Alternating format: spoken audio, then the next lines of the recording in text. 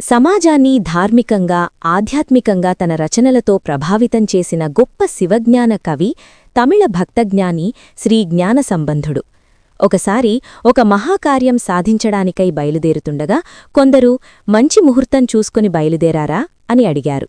అప్పుడా కవి కాలమంతా మంచిదే, హృదయంలో భగవంతుణ్ణి మరువని వారికి అని సమాధానమిచ్చాడు. ఈ భావాన్ని స్పష్టపరుస్తూ ఒక గీతాన్ని రచించాడు. అతడు రచించిన గీతి ప్రక్రియ పదిగంలలో ఇదో ప్రత్యేక రచన. కొన్ని దశాబ్దాల క్రితం అష్టగ్రహ కూటమి ఏర్పడినప్పుడు ఏదో విపత్తు జరుగుతుందేమోనని కొందరు భయపడితే కంచి మహాస్వామి శ్రీ చంద్రశేఖరేంద్ర సరస్వతీ స్వామివారు ఈ పదిగాన్ని అందరూ పారాయణం చెయ్యాలని ఆదేశించారు.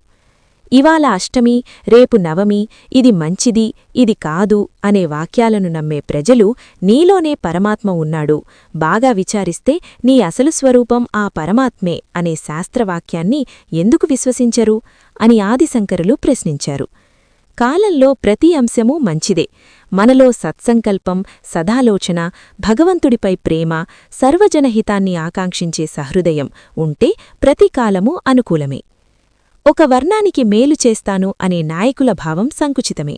స్వార్థ ప్రయోజనాల కోసం అలా వర్గాలవారీగా విభజిస్తూ వారి వల్ల లబ్ధి పొందాలనే రాజకీయం ఏ విధంగానూ ప్రజాసేవ అనిపించుకోదు.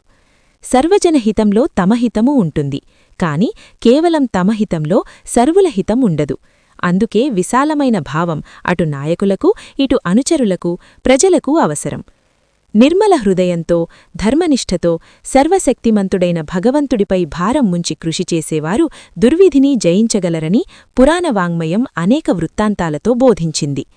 తన భర్త అల్పాయుష్కుడని జ్యోతిష్య శాస్త్రజ్ఞులు విధిని తెలియచేస్తే పట్టుదలతో కాలరూపుడైన యముణ్ణి ధర్మనిష్ఠతో ప్రసన్నం చేసుకుని పతిని ఆయుష్మంతుడిగా మార్చుకొని సావిత్రి కథ గొప్ప తార్కాణం.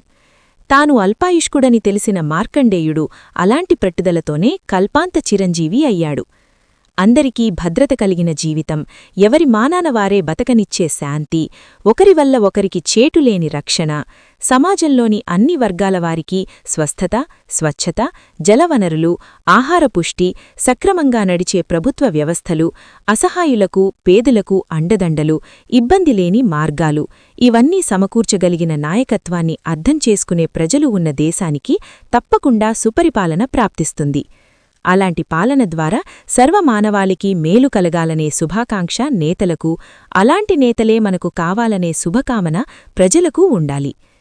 ఎవరు అందరి క్షేమాన్ని కోరుకుంటారో వారి క్షేమమే ఈశ్వరుడు నెరవేరుస్తాడు.